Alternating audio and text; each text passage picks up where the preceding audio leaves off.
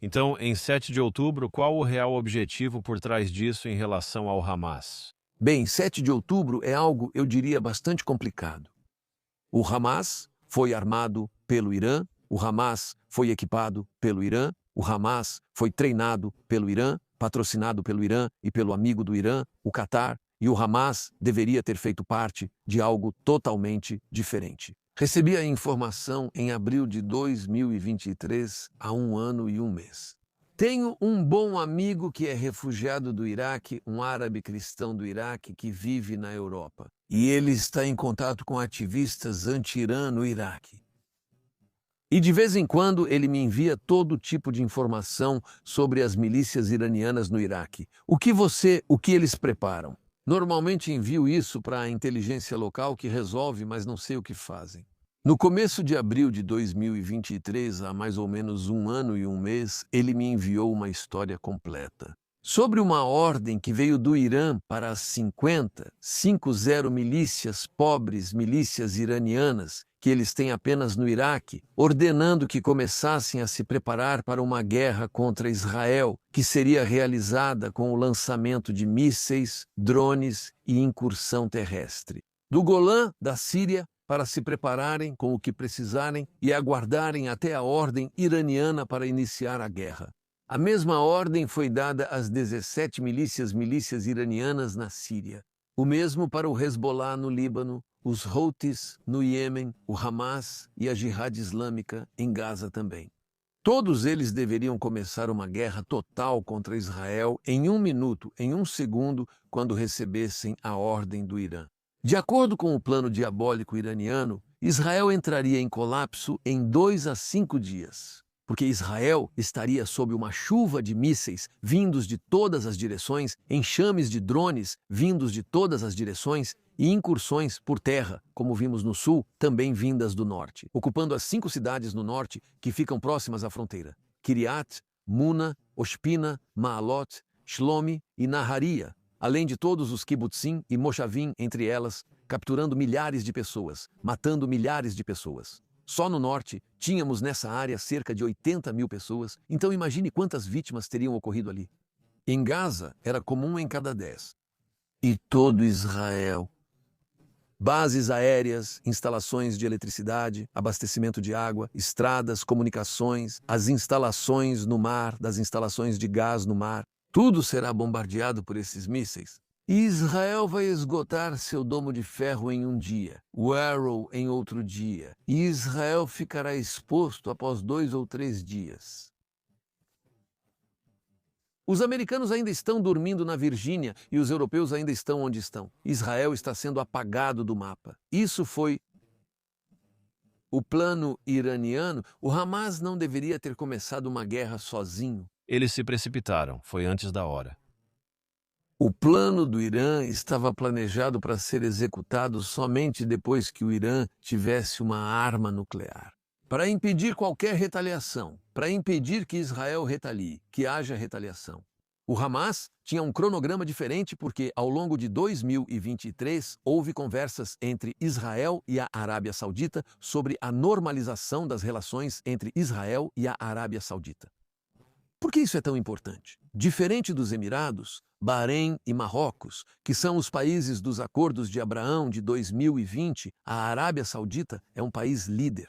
Eles lideram os remanescentes do mundo árabe, como Argélia, Tunísia e, mais importante ainda, o mundo islâmico. Talvez não incluindo o Irã, mas com certeza a Indonésia, Malásia, Paquistão, Tajiquistão, Uzbequistão, todas essas repúblicas da Ásia Central, Mauritânia na África, Níger, Chad, Mali, todos esses países islâmicos que serão incentivados, é claro, pela administração americana a normalizar relações com Israel depois que a Arábia Saudita fizer isso. E do ponto de vista do Hamas, a causa palestina estará morta. Se a maior parte do mundo islâmico estiver em tão boas relações com Israel, quem no mundo vai se importar com a questão palestina? Matar 1.200 israelenses em um dia e massacrar, estuprar e todas essas coisas. Todas essas atrocidades estavam muito acima da capacidade de Israel de tolerar e absorver. Israel entrou numa guerra total, diferente do esperado, e agora precisa lidar com as consequências de seus atos. E Israel está determinado a eliminar as capacidades militares deles e o governo deles e, na verdade, a acabar com o Hamas em Gaza. Nós esperávamos que o mundo fosse mais solidário com isso, mas devo dizer que o governo Biden, no início, estava totalmente do nosso lado. Ainda lembramos que eles não estão. O que Biden disse tanto para o Hezbollah quanto para o Irã, que, aliás, ficaram surpresos com a ação do Hamas. Por isso, até hoje, eles não entraram em guerra total contra Israel, pois isso não segue o cronograma deles. O que o Hezbollah tem conosco são confrontos de fronteira, talvez um pouco mais, mas nada além de confrontos de fronteira. Não é algo realmente sério. Eles não atiram em Tel Aviv, não atiram em Haifa, não atacam, você sabe, alvos estratégicos aqui em Israel. Tudo o que eles fazem é atirar na fronteira, talvez um pouco além da fronteira. Um pouco, porque eles não querem agora uma guerra total, porque o Irã ainda não conseguiu uma arma nuclear. Olha, não estou em posição de agradecer ao Hamas pelo que eles fizeram, mas eles realmente destruíram o grande plano diabólico, satânico dos iranianos, porque agora Israel entende isso. Aliás, eu publiquei isso em abril. Quando recebi essa informação, eu a publiquei porque também a entreguei ao exército. Mas essa informação não diz respeito apenas ao exército. Ela também está ligada à eletricidade. À rede elétrica, ao abastecimento de água, aos serviços de emergência. Aqui em Israel, as prefeituras, na verdade, todo mundo quer saber que existe um plano para acabar com todos nós. Então, não é só o exército. Em segundo lugar, isso não é algo fora da história, porque a Guerra da Independência de 1948 foi uma guerra de múltiplas frentes. Nós enfrentamos isso vindo do Egito, Jordânia, Síria, Líbano também, com forças que vieram do Iraque, da Arábia Saudita, da Líbia. E a Guerra dos 6 Dias, de 1967, também foi em 3 frentes: Egito, Jordânia e Síria. A Guerra do Yom Kippur, de 1973, foi em 2 frentes: Síria e Egito. Então, o fato de que aqui temos 5 frentes não é algo totalmente fora de contexto. Portanto, não é segredo. Em segundo lugar, se as pessoas falam sobre isso no Iraque, na Síria, no Líbano, no Iêmen, em Gaza, nós, israelenses, não deveríamos saber disso? Então, eu publiquei todo o plano dos iranianos. Foi publicado em 9 de abril de 2023. Em um dia, eu vi isso em inglês, as pessoas traduziram, eu vi em francês, eu vi em árabe. E 5 dias depois, em 14 de abril, Singh Moer está fazendo um sermão ou um discurso em Gaza. E ele recomenda que todos leiam o artigo de Mardukshai Kedar. Isso é incrível. Então, o que você acha que o plano mestre do Irã foi sabotado pela ganância do Hamas? O que precisamos observar agora em relação ao plano do Irã sobre o que eles vão fazer para mudar de direção a partir disso? Como devemos nos preparar e ficar atentos? Bem, embora o elemento surpresa não exista, porque, antes de tudo, Israel retirou cerca de 80 mil israelenses que vivem próximos à fronteira norte, então eles não podem ser pegos, capturados ou mortos. O exército israelense está no norte, pronto para enfrentar o Hezbollah. Então, agora é um péssimo momento para o Hezbollah invadir Israel, não é um bom momento, Israel está ciente disso. E não se esqueça que por quase 2 meses tivemos aqui no mar uma frota inteira liderada pelo Ford Aircraft Carrier, com toda uma comitiva, uma frota de navios. Com armas, com munição, com bombas, com tudo o que é necessário, e só essa frota poderia, pelo que eu suponho, acredito que eles poderiam arrasar o Irã se quisessem, ou talvez o Líbano também. Isso não estava de acordo com o plano iraniano e não foi planejado pelo Irã. O que aconteceu com o Hamas, na verdade, destruiu o plano iraniano. Eu não vou agradecê-los porque quando eles queimam crianças, decapitam crianças, estupram mulheres e matam tantas pessoas de uma forma tão bárbara e satânica, eu sou o último homem na terra a agradecê-los.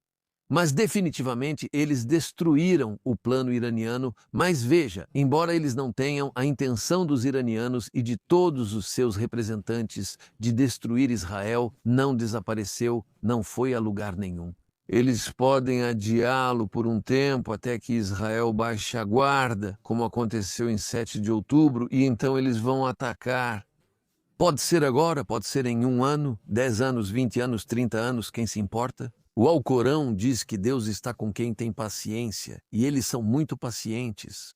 Nós, ocidentais, nosso tempo é muito curto. Queremos tudo. Instantâneo, café instantâneo, por exemplo, aqui no Oriente Médio, eles não conhecem café instantâneo. Eles só têm café de verdade, que eles torram e esperam até ele ficar no ponto e tudo mais, porque é toda uma cerimônia e você precisa de paciência. Espere até ferver, espere até. Não é como o instantâneo. A cultura que temos aqui, esse cronograma é totalmente diferente.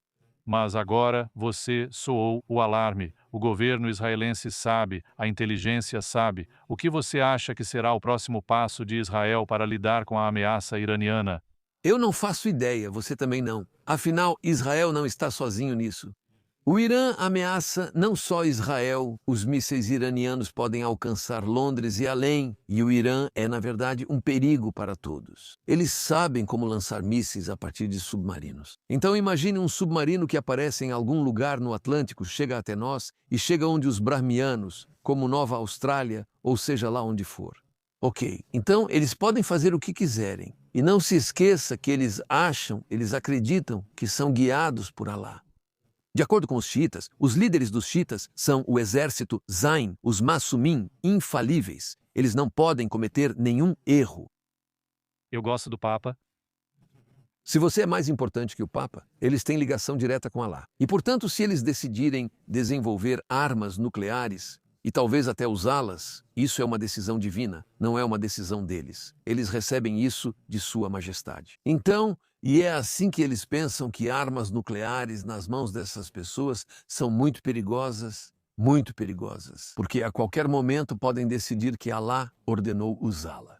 E quem são os comedores de carne de porco e os bebedores de vinho para dizer a eles o que fazer e o que não fazer? Eles olham para todos os outros de cima para baixo. Os judeus são impuros enquanto os cristãos nadam, e eles bebem e comem o que quiserem. Então quem liga para eles? Quem autorizou eles a falar conosco, muçulmanos, crentes? É assim que pensam. É por isso que negociar com eles é fútil, não tem nenhum sentido. E a única coisa que funciona com os iranianos é uma ameaça crível, não apenas uma ameaça porque eles não acreditam em você. Não é uma ameaça. Só uma ameaça crível, uma ameaça na qual eles acreditam que você realmente fará o que está ameaçando. E há 3, eu diria, provas disso. Primeiro de tudo, como você deve se lembrar, quando eles tomaram o Irã em fevereiro de 1979, eles invadiram a embaixada americana e capturaram 52. Talvez alguns deles fossem diplomatas do serviço de inteligência, mas ainda assim eles tinham imunidade diplomática. Um diplomata você não pode prender, você não pode... No máximo, você pode dizer para ele deixar o país porque ele é persona non grata, sabe? Uma pessoa indesejada. Então você pode dar a ele 24 horas, 48 horas, 72 horas para deixar o país, e é isso que acontece. Eles pegaram essas pessoas, esses diplomatas americanos, e os mantiveram presos por 444 dias contra a lei internacional, contra tudo. Quando eles os libertaram, no minuto em que Ronald Reagan, tudo isso aconteceu quando Jimmy Carter era o presidente, mas Ronald o substituiu quando ele ficou na frente da Casa Branca, jurando lealdade à Constituição. Como presidente que assume o cargo, por que eles os libertaram? No mesmo minuto, o avião que levava esses 52 homens deixou o espaço aéreo iraniano. Por quê? Porque durante sua campanha, Reagan disse que a primeira coisa que faria ao entrar na Casa Branca como presidente seria cuidar dos iranianos. Agora, ele era, você sabe, um ator. Ele dizia, eu vou cuidar deles. Você acredita nisso? Sabe, com todos aqueles gestos de como, nos filmes de faroeste, você cuida de alguém. Eles entenderam que esse cuidar não seria algo bom. Então isso era uma ameaça crível. Então eles libertaram os 52 diplomatas sem nada em troca, sem dinheiro, sem libertar ninguém.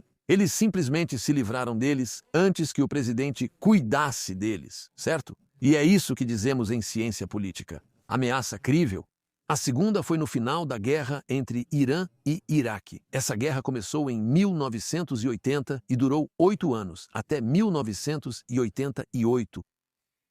Ela terminou não porque os iranianos foram derrotados, mas porque os Estados Unidos, por engano, derrubaram um avião de passageiros, um avião iraniano sobre o Golfo, causando a morte, por engano, de cerca de 200 pessoas entre passageiros e tripulação. Os iranianos suspeitavam que isso foi intencional. E se a América entrar na guerra com o Iraque, isso é algo que o Irã não pode enfrentar.